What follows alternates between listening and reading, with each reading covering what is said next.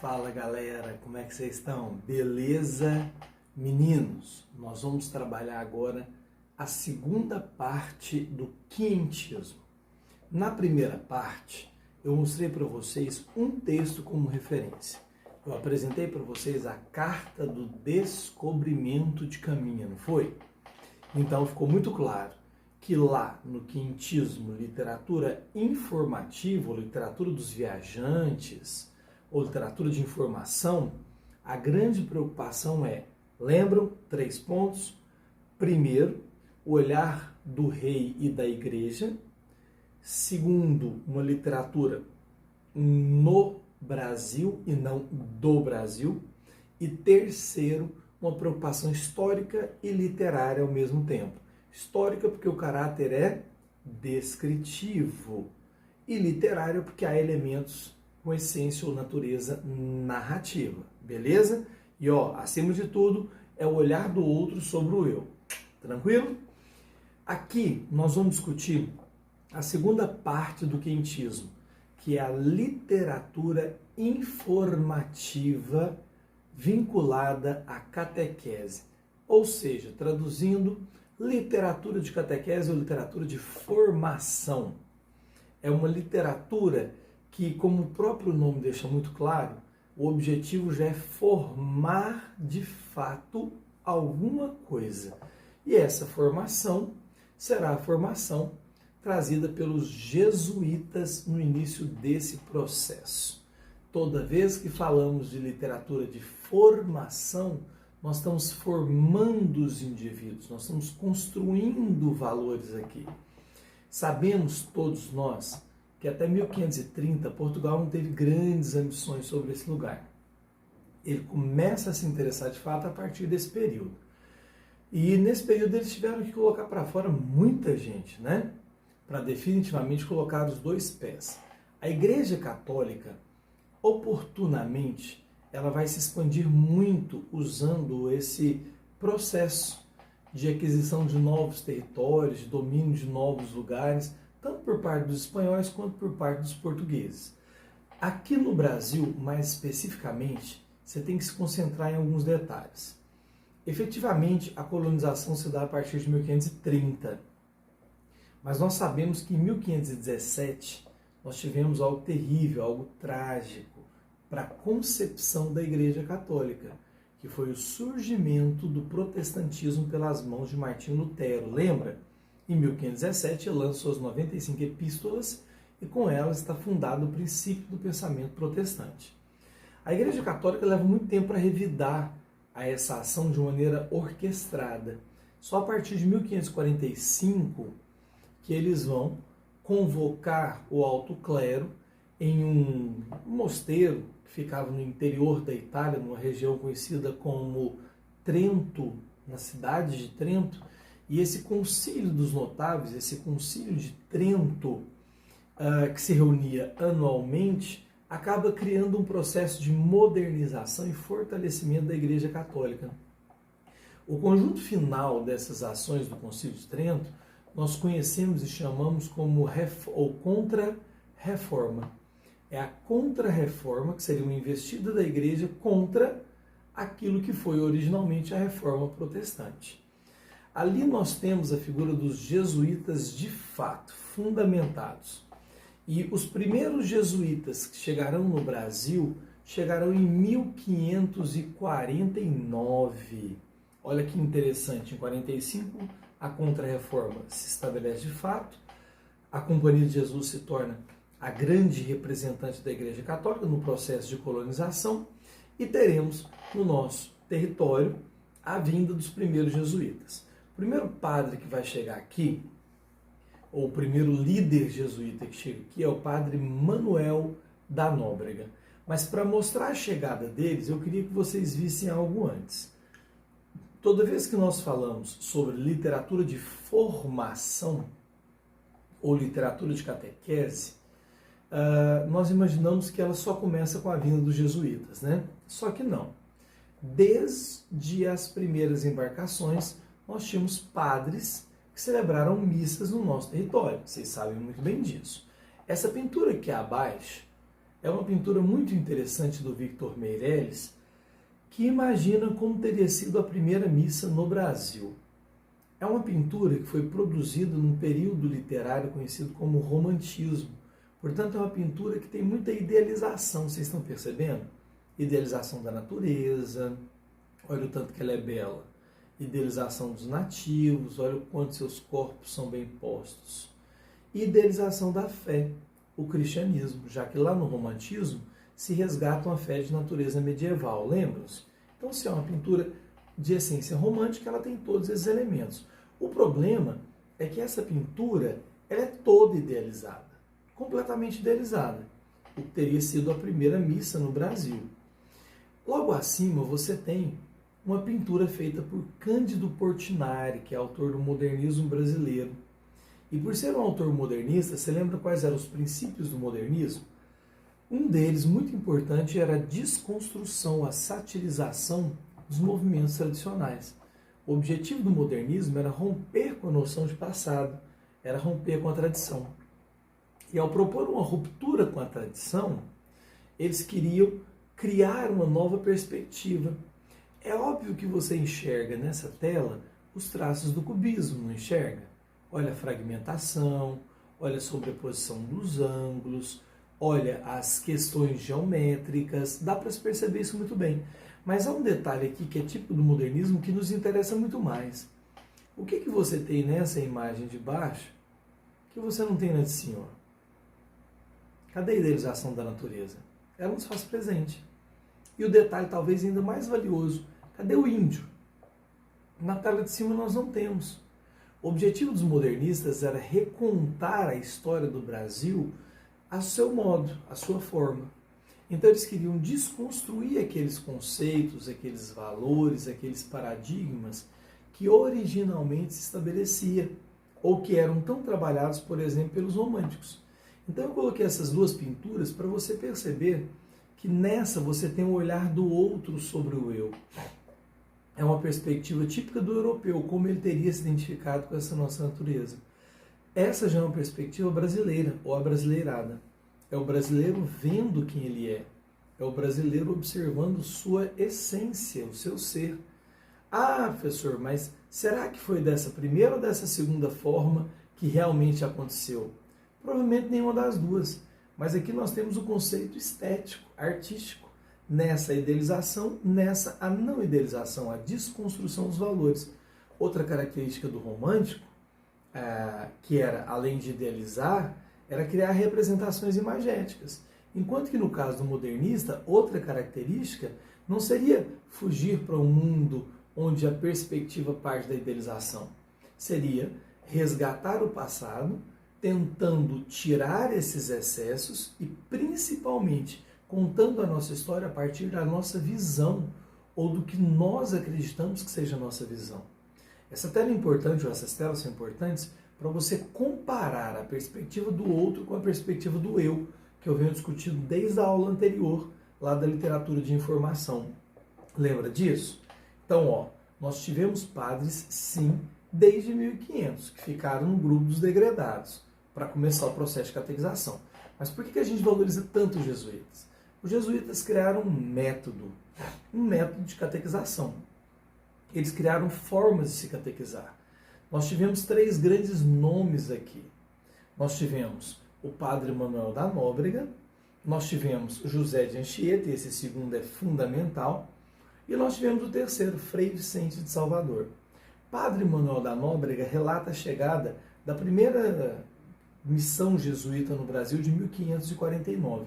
Ele era líder dos jesuítas nesse momento, e é ele que começa o processo de catequização. Nas mãos dele estavam as primeiras ferramentas de catequese. Como assim ferramentas? Foi ele que começou o processo, principalmente de teatro. O teatro seria uma boa forma de catequização sem conhecerem a língua um do outro. Porque por meio do teatro, eles poderiam valorizar aspectos ligados à imagem, né? Geralmente vestia-se um de preto, que seria o demônio, um de branco, que seria Jesus. Ofereciam banquetes, comida, à disposição para os nativos que para ali viessem na vila, e enquanto os nativos estavam comendo, as peças estavam acontecendo. O de preto sempre fazendo maldades, o de branco sempre fazendo coisas boas, para fixar a ideia do que o de branco é Jesus e o de preto é o demônio. Um é para o bem e o outro é para o mal. Então, isso foi bem fixado até o início da comunicação. Quando a comunicação começa a se estabelecer, saímos do teatro e entramos no segundo nível, que seriam os sermões. Os sermões acontecerão com muita qualidade, só que a maioria dos índios não davam tanto moral, então não abre-se mão da ideia de teatro. E o terceiro que seriam os poemas. Os poemas funcionavam, na verdade, não para o índio, porque o índio não ia entender a complexidade das figuras estilísticas de linguagem, né? Mas, fundamentalmente, serviam para os próprios jesuítas, para eles se afirmarem na fé, para eles se convencerem da fé em Deus. O padre José de Anchieta chega no Brasil em 1553.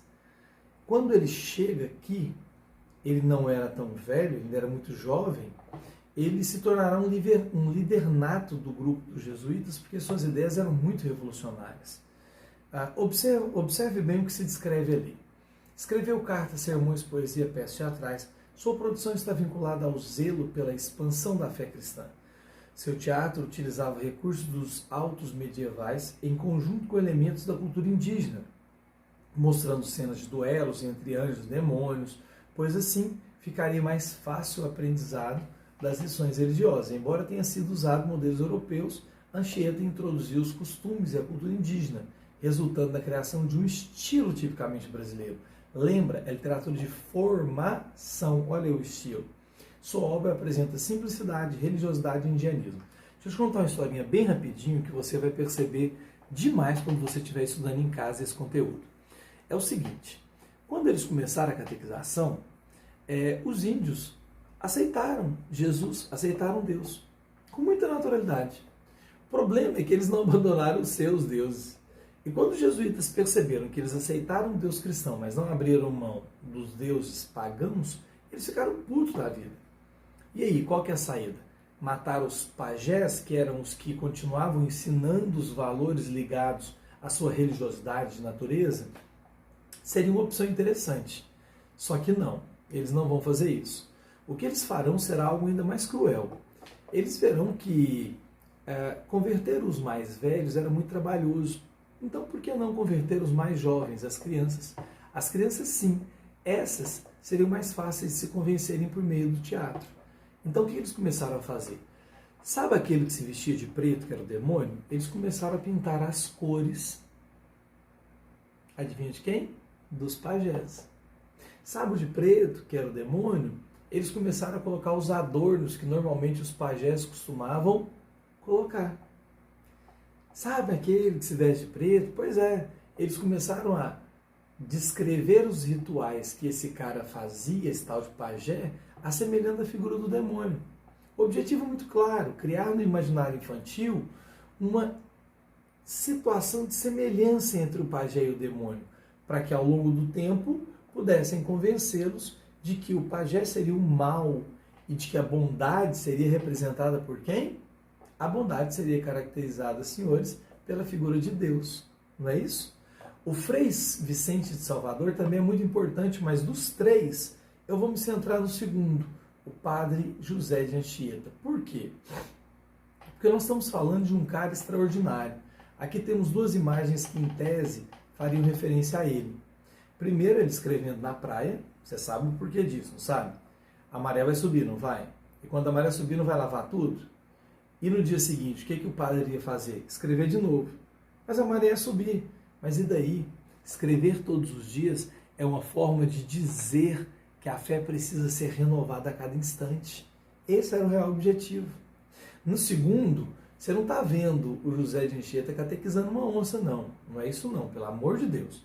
O que você está vendo ali é ele com a cruz numa mão, a Bíblia na outra, sugerindo para nós, enquanto pintura, enquanto imagem, que diante da fé em Deus, quando se acredita em Deus, nenhum mal é capaz de te atingir.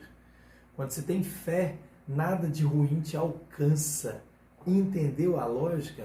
Esse seria o princípio, viu? E para ficar muito claro, eu quero que vocês enxerguem isso daqui. Qual é o mérito do José de Anchieta nesse contexto todo? Porque o padre Manuel da Nóbrega também fez muito pela cultura portuguesa pela ideia da fé cristã. O grande mérito de José de Anchieta é que em São Vicente, no litoral de São Paulo, ele resolveu montar um grupo de expedicionários para começar a catequização no interior do Brasil. E afastando-se aproximadamente de uns 80, 100 quilômetros do litoral, ele vai lançar a pedra fundamental de uma cidade que hoje, vai dizer pequenininha, conhecida como São Paulo. Ele é, portanto, fundador, um dos fundadores da cidade de São Paulo. E lá, ele descobriu uma coisa muito importante. O grupo expedicionário dele foi até bem numeroso, e entre eles alguns índios já catequizados, que falavam as duas línguas, né? A nativa e a língua dos portugueses. E um dia, tentando catequizar e o negócio não ia, ele perguntou para um desses caras por quê que aquelas tribos que estavam naquela região tinham tanta dificuldade em entender a mensagem. E o índio lhes disse que o principal motivo é porque eles não se sentiam respeitados. Não sentiam por quê? Porque eles sequer falavam a língua deles. Foi aí que Anchieta teve a sua grande ideia, que muda tudo no processo de catequização no Brasil. O quê? Ele vai lá no coração daquela região, daquele Planalto Paulista, depois de fundar, né, a Companhia de Jesus ali, uma igreja com todos os elementos ligados ao colégio jesuíta, ele resolve formar um grupo de padres, junto com alguns índios, para conseguir transformar a língua do nativo na língua portuguesa e vice-versa. E então ele lança a primeira gramática tupi-guarani. Qual que era o objetivo agora? Qualquer jesuíta que chegasse aqui para catequizar, ele teria que primeiro aprender a língua do nativo. Porque respeitando a língua do nativo, seria mais fácil o nativo se convencer dos valores da cultura portuguesa, da cultura religiosa cristã. Entendeu a lógica? Então, um dos grandes méritos do Manuel da Nóbrega é o teatro, que José de Anchieta mantém, expande, aprofunda e melhora, e ainda introduz a gramática tupi-guarani, que com ela, sim, eles vão conseguir ter uma visão muito mais clara, muito mais nobre, muito mais completa do universo do indígena. E assim chegar com a figura de Deus com mais facilidade até o coração deles. Olha esse trechinho para você perceber como que as peças teatrais, os autos, mostravam a figura do pajé vinculada à ideia do mal. Olha lá, ó. Boa medida é beber cauim até vomitar. Isto é jeito de gozar a vida e se recomenda a quem queira aproveitar. Que bom costume é bailar, adornar-se, andar pintado, tingir penas, empenado, fumar e curandeirar. Andar de negro pintado, viu a associação? É como se o pajé estivesse dizendo que é muito bom fazer isso, só que tudo isso é carregado de elementos negativos ao olhar do cristão. Andar matando de fúria, amancebar-se, comer um ao outro e ainda ser espião, prender tapuia, desonesto, a honra perder. Quanto maior a possibilidade de degradar a figura do pajé, maior seria a possibilidade de se criar valores ligados ao universo cristão, porque associaria-se a imagem do pajé à figura do demônio e a ideia de Deus ou Jesus como aquele que salva, que é redentor, que é glorioso. Então, prestem muita atenção. Literatura quentista. O que é a literatura quentista? São duas manifestações. A literatura de informação feita por cartas, relatos, crônicas de viajantes, e a literatura de formação, que já começa a compreender a natureza do nosso nativo e, usando isso no processo de catequização, descrever o que nós éramos naquele instante. Beleza, meninos? Façam os exercícios da apostila, façam os exercícios das listas, baixem materiais da internet, aprofundem bastante nesse tema e qualquer coisa, estou sempre aí. Valeu? Um grande abraço e até a próxima aula.